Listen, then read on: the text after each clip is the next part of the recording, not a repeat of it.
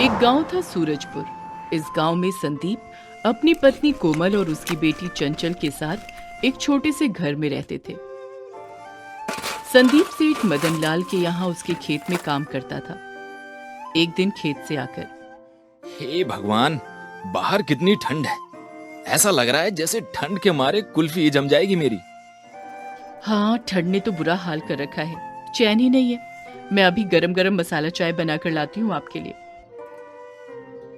कोमल चाय बनाते समय गुनगुनाती है, चाय चाय बड़ी ही स्वादिष्ट चाय, कर दे हमें ताजा ये चाय, ताजा ताजा दूध से बनी ये मजेदार मसालेदार चाय। कोमल चाय संदीप को लाकर देती है। तुम्हारे हाथ में तो जादू है। बहुत ही स्वादिष्ट और मजेदार चाय बनाई तुमने। तुम तो एक जादूगरनी हो सही में। माँ, और एक जादूगरनी? तो माँ मुझे भी दिखाओ ना कोई जादू। संदीप और कोमल हंसने लगते हैं। अरे तेरी माँ तो मसाला चाय बनाने में जादूगरनी है, बाकी कोई जादू वादू नहीं आता तेरी माँ को। माँ, मैं भी चाय पीऊं क्या ये वाली? नहीं चंचल, बच्चे चाय नहीं पीते, गंदी बात। बड़े पिए तो अच्छी बात और बच्चे पिए तो गंदी बात। मैं आप दोनों से बात नहीं करती। मैं गुस्सा हूँ। अरे देखो, गुस्से में चंचल बिटिया की नाक कितनी लाल हो गई। चंचल आईने में अपनी नाक देखने लगती है। कोमल और संदीप हंसने लगते हैं। ऐसे ही दिन बीतने लगते हैं। एक दिन अचानक खेत में काम करते समय ट्रैक्टर के नीचे संदीप का एक पैर आ जाता है और वो अपाहिज हो गया। उसके अपाहिज होने के बाद सेठ मदन लाल ने उसे अपमानित करके अपने खेत से निकाल दिया। अब घर में पैसों की किल्लत रहने लगती है। चंचल का स्कूल छुड़ाने की नौबत आ जाती है।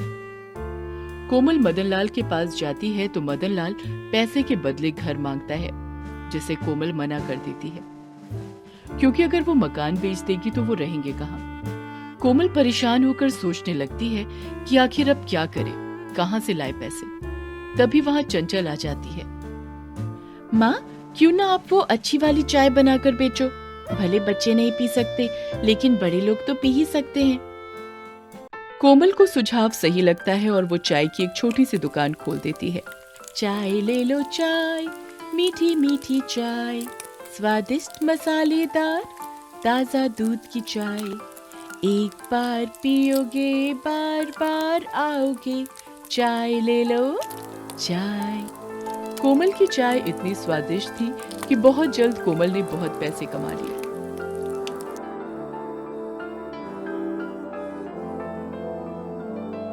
ये सब का जब मदन लाल को पता चला तो उसने एक दिन गुस्से में आकर कोमल की चाय की दुकान को आग लगा दी, जिससे दुकान के साथ कोमल भी जलकर मर जाती है और मरने के बाद एक चुड़ैल बन जाती है। कोमल के मरने के बाद फिर वो मदन लाल अपाहिज संदीप को परेशान करने लगता है और एक दिन धोखे से वो संदीप के घर के कागज के ऊपर उसके साइन लेने लगता है। तभी वहां कोमल आ जाती है। चुड़ैल, बाप रे, कौन हो तुम? ओ कमीने सेठ, मैं हूँ कोमल, जिसकी चाय की दुकान और मुझे तूने जला दिया था, लेकिन जलने के बाद मैं चुड़ैल बन गई और अब मैं तुझे जिंदा नहीं छोड़ूंगी। कोमल गुस्से में आकर मदन लाल को अपने हाथों से पंजा मारती है और वो मर जाता है। ये लीजिए मेरे कमाए हुए पैसे। इस पैसे से चंचल के बाबा आप फिर एक बार चाय की दुकान शुरू कीजिएगा। कोमल फिर हमेशा के लिए चली जाती है। संदीप चाय की दुकान शुरू कर देता है और उसका नाम रखता है कोमल मसाला चाय की दुकान, जो कि बहुत चलती है। और फिर संदीप और चंचल खुशी खुशी रहते हैं।